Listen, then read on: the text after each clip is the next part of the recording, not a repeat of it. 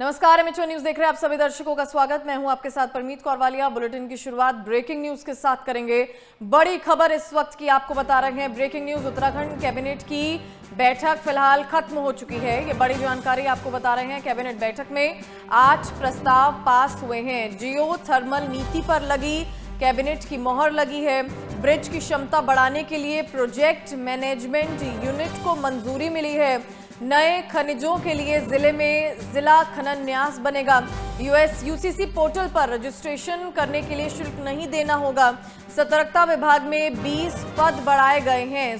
बैठक खत्म हुई है और बैठक में क्या क्या प्रस्ताव लिए गए हैं, क्या क्या फैसले लिए गए हैं, उसके बारे में आपको बता रहे हैं। कुल 8 प्रस्ताव पास हुए हैं। जियो थर्मल नीति पर भी कैबिनेट की मोहर लगी है। ब्रिज की क्षमता बढ़ाने के लिए प्रोजेक्ट मैनेजमेंट यूनिट को मंजूरी मिली है।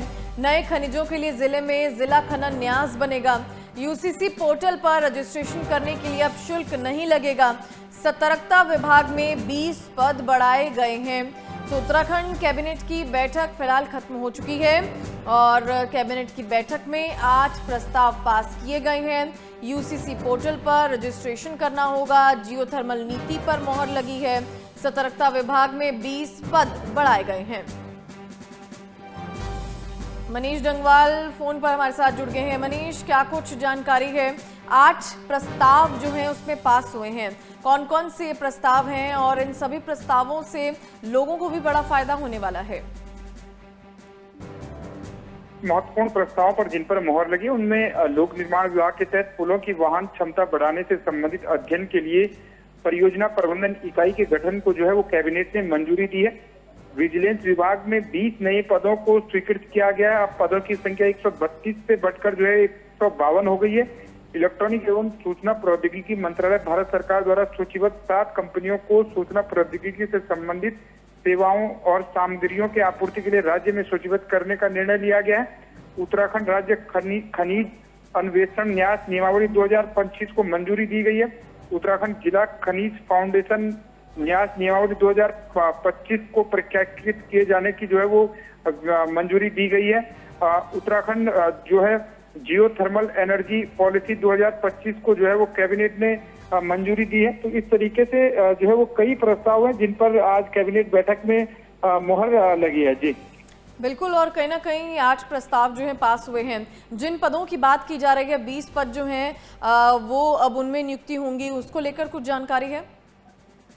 देखिए, बिल्कुल जो विभागीय ढांचा है उसको स्वीकृति दी गई है, पदों को स्वीकृति दी गई है। विस्तृत जो जानकारी है वो जब शासनादेश इन चीजों को लेकर होगा वो तब आएगा। लेकिन फिलहाल जो 8 पॉइंट है वो जो कैबिनेट में लिए गए हैं वो महत्वपूर्ण है। तो सीधे तरीके से देखें तो आज की जो कैबिनेट बैठक रही है, कई विभागों में जहां पदों की संख्या बढ़ी है तो वहीं एक और फैसला जो है दिव्यांग जनों के लिए आया है। जिनकी जो उम्र 18 वर्ष हो जाती थी उनको पेंशन जो है बंद की जाती थी, लेकिन उनकी पेंशन को अब जो है वो यथावत रखा जाएगा। जी बिल्कुल, और यूसीसी पोर्टल पर पहले रजिस्ट्रेशन के लिए शुल्क लगता था, अब उसमें शुल्क नहीं लगेगा। तो कहीं ना कहीं बड़ा फायदा जो है इसमें आम जनता को भी मिलेगा। मनीष, देखिए, यूसीसी पोर्टल पर सरकार के द्वारा जो है एक निर्णय पहले से ही लिया गया था और उसे आज कैबिनेट के समक्ष लाया गया है। यानी कि जो लोग विवाह का पंजीकरण कराना चाहते हैं और यूसीसी पर या कोई भी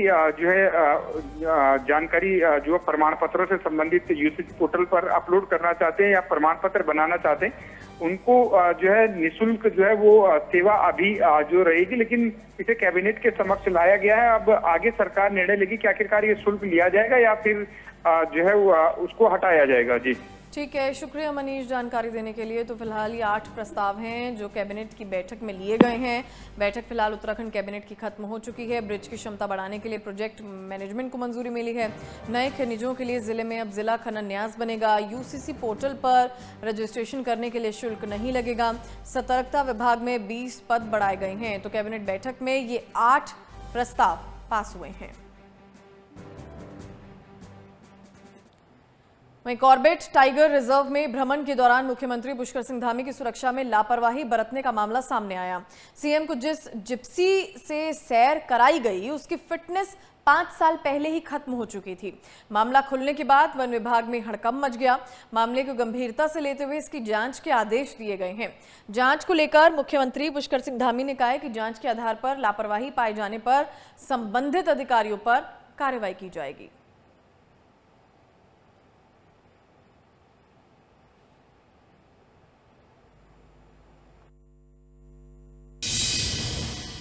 उस पर वन विभाग के द्वारा उस पर जांच बैठा दी गई है और जो भी इसमें कहीं पर कोई कमी पाई जाएगी तो निश्चित रूप से उस पर आगे कार्रवाई होगी।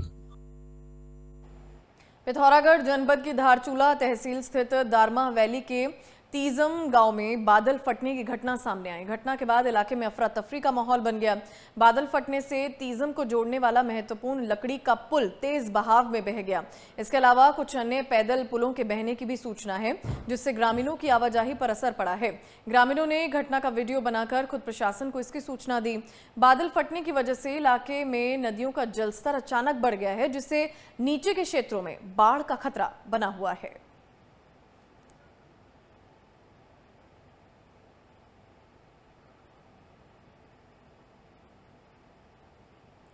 उत्तराखंड के सीमावर्ती जिले पिथौरागढ़ में मुनस्यारी तहसील के लीलम क्षेत्र के पास भारी लैंडस्लाइड की घटना हुई।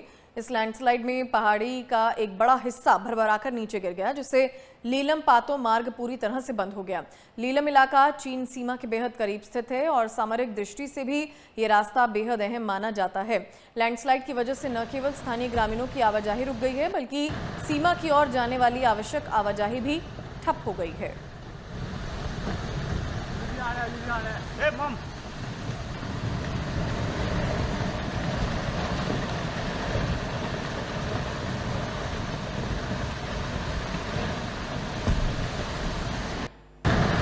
चीन बॉर्डर से सटे इलाके में ये लैंडस्लाइड हुआ है। चीन बॉर्डर की तरफ जाने वाला रास्ता जो है वो पूरी तरह से बंद हो गया है और लैंडस्लाइड का ये खौफनाक वीडियो हम आपको दिखा रहे हैं। मुनस्यारी में लैंडस्लाइड का खौफनाक वीडियो सामने आया है, जिसमें चीन बॉर्डर से सटे इलाके में लैंडस्लाइड हुआ है और अब चीन बॉर्डर की तरफ जाने वाला रास्ता पूरी तरह से बंद हो गया है। ये मुनस्यारी की तस्वीरें हैं। लैंडस्लाइड की खौफनाक वीडियो जो है वो सामने आई है कि किस तरह से जो पहाड़ी का एक हिस्सा है वो नीचे भरभराकर गिर जाता है, जिसकी वजह से आवाजाही जो है वो पूरी तरह से बंद हो गई है। मुनस्यारी में लैंडस्लाइड का एक खौफनाक वीडियो सामने आया है। चीन बॉर्डर से सटे इलाके में लैंडस्लाइड हुआ है और अब चीन बॉर्डर की तरफ जाने वाला रास्ता पूरी तरह से बंद हो गया है। मुनस्यारी में ये लैंडस्लाइड हुआ है और पहाड़ी का एक बड़ा हिस्सा नीचे भरभराकर गिर गया है।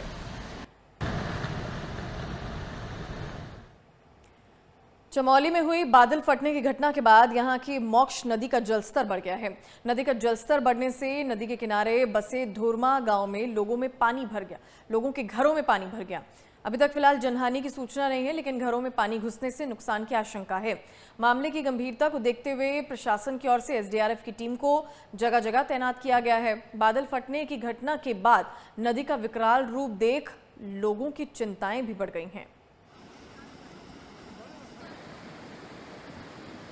एहतियात के लिए फिलहाल अब प्रशासन की टीमें वहां पर तैनात की गई हैं और चमोली में बादल फटा, जिसके बाद नदी नाले जो हैं उफान पर हैं और उसके बाद नदी किनारे जितने भी गांव बसे हुए हैं वहां पर पानी भर गया, लोगों के घरों में पानी भर गया है, जिससे काफ़ी ज़्यादा नुकसान होने की आशंका जताई जा रही है। चमोली की तस्वीरें हम आपको दिखा रहे हैं, जहाँ पर बादल फटने के बाद पूरे गाँव में पानी भर गया है, लोगों के घरों तक पानी पहुँच गया है और अब लोगों की चिंताएँ भी बढ़ती हुई नजर आ रही हैं।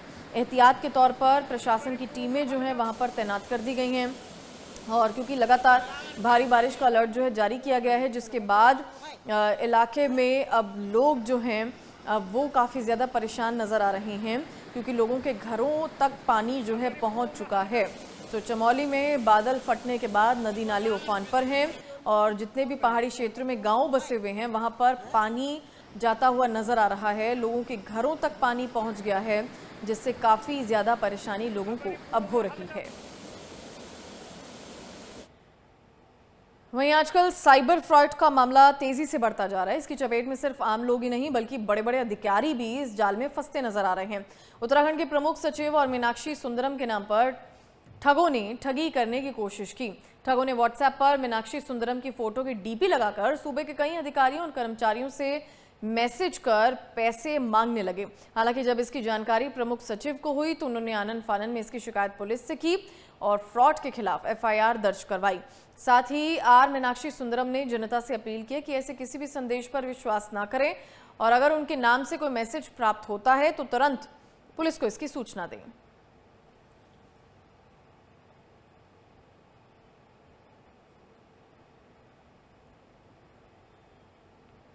उत्तराखंड राज्य आपदा प्रबंधन प्राधिकरण का एक विशेषज्ञ दल जल्द ही हिमाचल प्रदेश का दौरा करेगा। यहां दल को बादल फटने के बाद बनने वाले हालात से निपटने की जानकारी दी जाएगी। मुख्य सचिव आनंद वर्धन ने इस संबंध में सचिव आपदा प्रबंधन विभाग को आवश्यक दिशा निर्देश जारी करते हुए कहा है कि विशेषज्ञों की ये टीम आपदा की रोकथाम, प्रबंधन और राहत कार्यों के तौर तरीकों को समझेगी ताकि उत्तराखंड में भी उन रणनीतियों को अपनाया जा सके। इसके लिए मुख्य सचिव ने तहसील स्तर पर व्हाट्सएप ग्रुप बनाए जाने के भी निर्देश दिए जिससे आपदा से संबंधित जानकारी, अलर्ट और समन्वय तेजी से किया जा सके।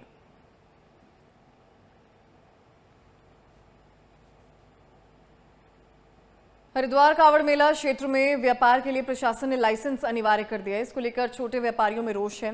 उन्होंने अपनी मांगों को लेकर हरिद्वार मेयर को ज्ञापन सौंपा और अपने ज्ञापन में उन्होंने स्वतंत्र कारोबार करने की मांग रखी। इसी पर मेयर किरण जैसल ने आश्वासन देते हुए कहा कि जल्दी प्राथमिकता के आधार पर नगर आयुक्त सहित संबंधित अधिकारियों को निर्देशित किया जाएगा। छोटे व्यापारियों का कहना है कि प्रधानमंत्री स्ट्रीट वेंडर आत्मनिर्भर योजना के तहत रेहड़ी पटरी व्यापारियों को स्वरोजगार दिया जाना नियमानुसार न्याय संगत है।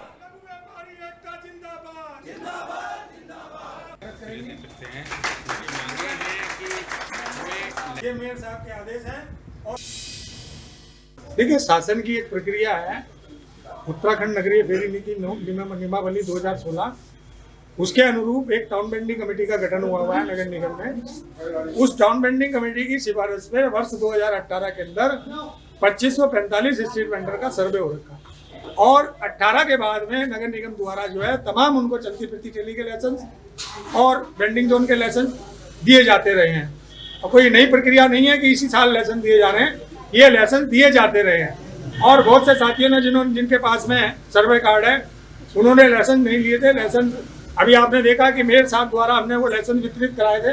हमारा सीधा यह आग्रह है कि नगर निगम प्रशासन जो हमारी न्याय संगत मांग है उनको संज्ञान में ले और जिनके पास में सीओपी है यानी कि जिनके पास लाइसेंस है उनको कारोबार करने की अनुमति प्रदान करे। देखिए, संजय चोपड़ा जी हमेशा गरीब भाइयों की आवाज उठाते रहते हैं और हर समय उनके कार्य के लिए निरंतर प्रयास करते रहते हैं। आज उन्होंने मेरे संज्ञान में मामला लाया है कि रेहड़ी पट्टी वालों को जो मैंने लाइसेंस दिए थे उनका कल उन्होंने निगम द्वारा जाकर निगम की टीम ने जाकर उनकी रेहड़ी पटरी और जो उनका सामान था जब्त कर लिया है। तो उन्होंने मेरे संज्ञान में मामला लाया है। मैंने उनको आश्वासन दिया है मैं गरीब भाइयों का उत्पीड़न नहीं होने दूंगी और नगर आयुक्त को एक लेटर दूंगी और अगर जो नगर आयुक्त इस पर एक्शन नहीं लेते तो फिर मैं डीएम के पास जाऊंगी। मैं गरीब भाइयों के साथ हूँ, मैं उनका उत्पीड़न नहीं होने दूंगी। हरिद्वार में कावड़ मेला 2025 को देखते हुए जिलाधिकारी मयूर दीक्षित द्वारा दिए गए निर्देशों पर अतिक्रमण के खिलाफ अभियान चलाया गया। इस दौरान अनाधिकृत अतिक्रमणों को हटाया गया। साथ ही नगर निगम की ओर से यूज प्लास्टिक के प्रयोग, गंदगी फैलाने और अतिक्रमण से संबंधित नियमों के उल्लंघन पर चालान भी काटे गए। साथ ही अतिक्रमण हटाने के दौरान कई अवैध दुकानों से सामान जब्त भी किया गया।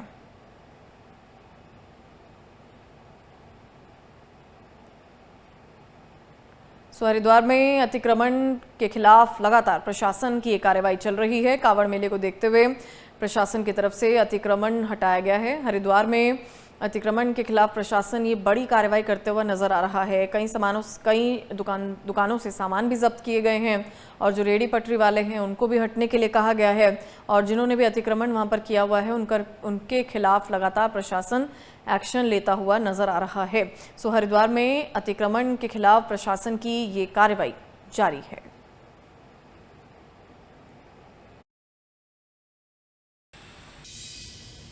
पूरा कावड़ का जो क्षेत्र है उसमें हमारा विशेष अतिक्रमण अभियान पिछले एक सप्ताह से चल रहा है। इसमें हमने सर्वप्रथम जो हमारा रोडी बेल वाला और घाट के आसपास के क्षेत्र है, अपर रोड का क्षेत्र है, उसमें अभियान चलाया। कल हमने सिंहद्वार जटवाड़ा पुल इन एरियाज में भी चलाया, आज भी हम पूरे क्षेत्र में ही चलाएंगे। और जितना भी हमारा कावड़ का क्षेत्र है, हर जगह हमारा अलग अलग टीम है। इसमें हमारे जो स्वास्थ्य अधिकारी हैं उनको नोडल बनाया गया है और उनके ही डायरेक्शन में काफी ज्यादा अतिक्रमण अभियान चलाया जा रहा है। और इस बार कावड़ में हमारा जो पूरा कावड़ की जो पट्टी रहेगी, जो पूरा कावड़ क्षेत्र रहेगा, हमारा उद्देश्य यही है कि अधिक से अधिक अतिक्रमण रहित रहे।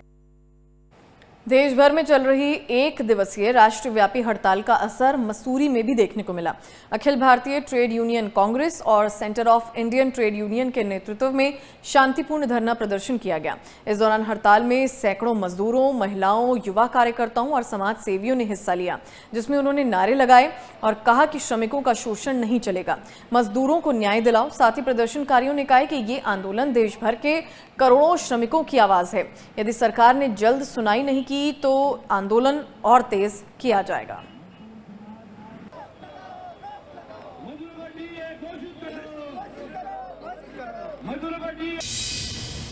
लगातार श्रमिकों का डीए नहीं बढ़ पा रहा है और 18-18 घंटे काम किया जा रहा है।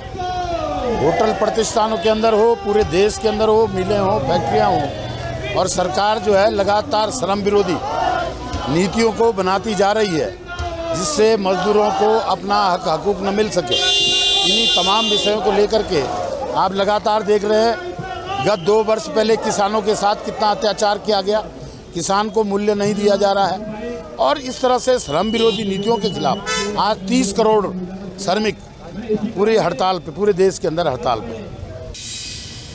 मसूरी की समस्याएं जो लगातार हम उठा रहे हैं, पटरी व्यापारियों को जो है घर बैठा दिया, उनके रोजी रोटी पे संकट आ गया है। स्कूल कर्मचारियों को जो है डीए नहीं मिल रहा है, होटल कर्मचारियों को डीए नहीं मिल रहा है। होटल मालिक जो है लखपति करोड़पति आज प्रत्येक साल जो है नए नए होटल बना रहा है, कर्मचारियों को जो डीए नहीं मिल रहा है। इन तमाम सवालों को लेकर हम सड़कों पर हैं।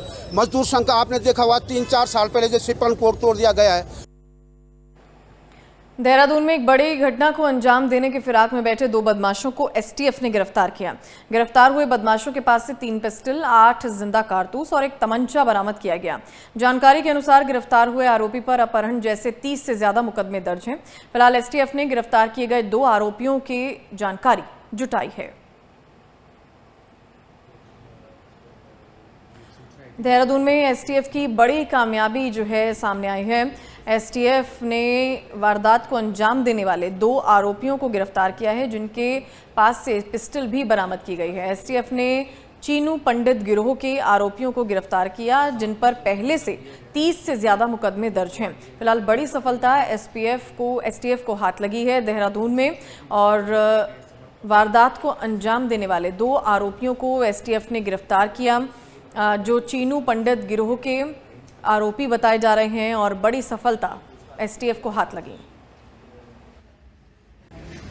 वो 7 पिस्टल जहां दिए गए हैं, जिसमें कि ये 2 अभियुक्त हैं, एक समर्थ पवार है और एक ये संजय नेगी है। इन 2 की अरेस्टिंग हुई है और इनकी कस्टडी से 3 पिस्टल और एक सीएमपी और 8 कारतूस पिस्टल के और 4 सीएमपी के ये बरामद हुए हैं।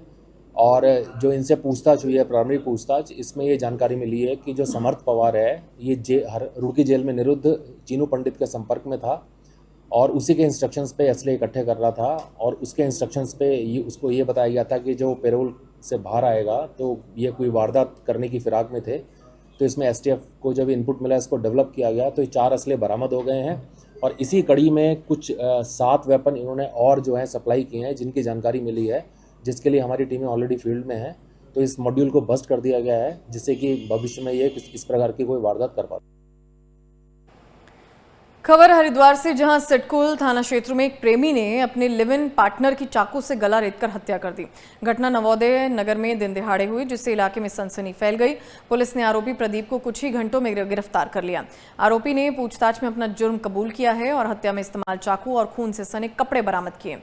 एसपी क्राइम जितेंद्र मेहरा ने कहा कि आरोपी को कोर्ट में पेश कर जेल भेजा जाएगा। पुलिस तफ्तीश कर रही है और सबूत जुटाए जा रहे हैं।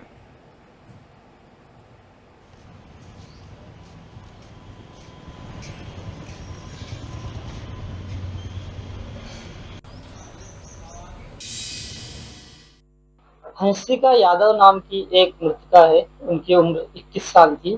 उनकी निर्मम तरीके से गला रेत के प्रदीप पाल द्वारा निर्ममता से हत्या कर दी गई थी। पहले ये दोनों लिव इन में रहते थे।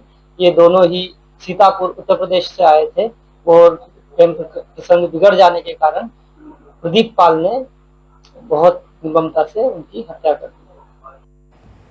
हरिद्वार के सिडकुल थाना क्षेत्र में 2 बेटों ने अपने पिता की बेरहमी से हत्या कर दी और सबूत मिटाने के लिए शव का अंतिम संस्कार भी कर दिया। मृतक अशोक, जो बिजनौर का निवासी था, घरेलू विवाद के चलते अपने बेटे सचिन और शिवम के हाथों मारा गया। मकान मालिक की सूचना पर पुलिस पहुंची, लेकिन शव और साक्ष्य नहीं मिले। जांच में सामने आया कि हत्या के बाद बेटों ने शव का दह संस्कार भी कर दिया।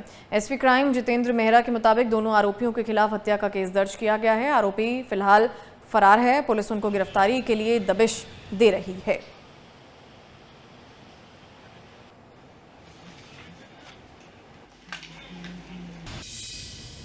ये मामला सिडकुल थाने में हुआ है, जिसमें 2 अभियुक्त सचिन और शिवम, उन्होंने उनके पिता की, अशोक जिनका नाम है, 45 साल उम्र, उनकी निर्ममता से हत्या कर दी है। पीट कर उनके द्वारा हत्या कर दी गई है। और ये सब बिजनौर से आए थे, यहाँ पे सिडकुल थाने में काम करने के से आए थे, लेकिन इन दोनों द्वारा अपने पिता की निर्ममता से हत्या कर दी। इस संबंध में तहरीर मिलने पर पुलिस द्वारा अग्रिम कार्यवाही जारी है और सुसंगत धाराओं में मुकदमा दर्ज कर लिया गया है। उत्तराखंड के पौड़ी गढ़वाल में महिलाओं ने बेडू फल से जैम और चटनी तैयार कर आर्थिकी को मजबूती दी है। अब बेडू से बने इन उत्पादों को जियो टैग मिलने जा रहा है, जिससे इनकी बाजार में अलग पहचान बनेगी। ग्रामोत्थान परियोजना के तहत स्वयं सहायता समूह की महिलाएं बेडू फल को 50 रुपए प्रति किलो खरीदकर उत्पाद तैयार करती हैं। बेडू का फल पहले जंगल में खराब हो जाता था, अब ये महिलाओं की आर्थिकी का अहम हिस्सा बन गया है। इस बार 26 क्विंटल बेडू खरीदा जाएगा और विभिन्न सहकारी समितियों को एकत्रित करने का लक्ष्य दिया गया है। बेडू उत्पाद की डिमांड बढ़ने के साथ ही बाजार में इसकी पहचान मजबूत होगी।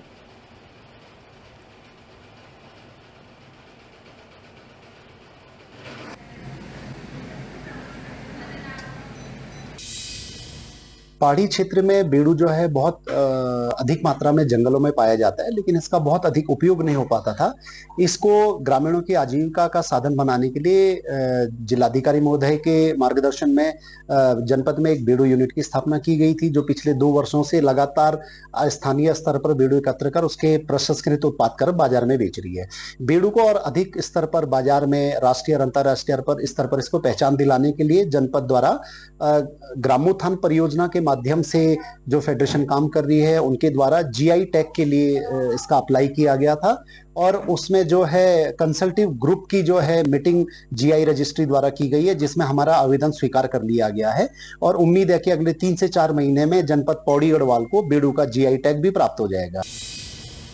और हमारे गांव में जैसे महिलाएं घास लेने जाती है, पहले तो बेडू का कोई यूज नहीं होता था। जब से ये बेडू यूनिट खुली है, महिलाओं को भी बहुत फायदा मिल रहा है। वो घास के ले जाती हैं तो 2-2, 3-3 किलो बेडू भी ला जाती हैं। उनका मतलब दिन में कोई 4 किलो लाता है, कोई 2 किलो लाता है, उनकी भी पूरी दिहाड़ी बन जाती है। जब से बेडू यूनिट खुली है, तब से मतलब महिलाओं को भी बहुत फायदा हो रहा है।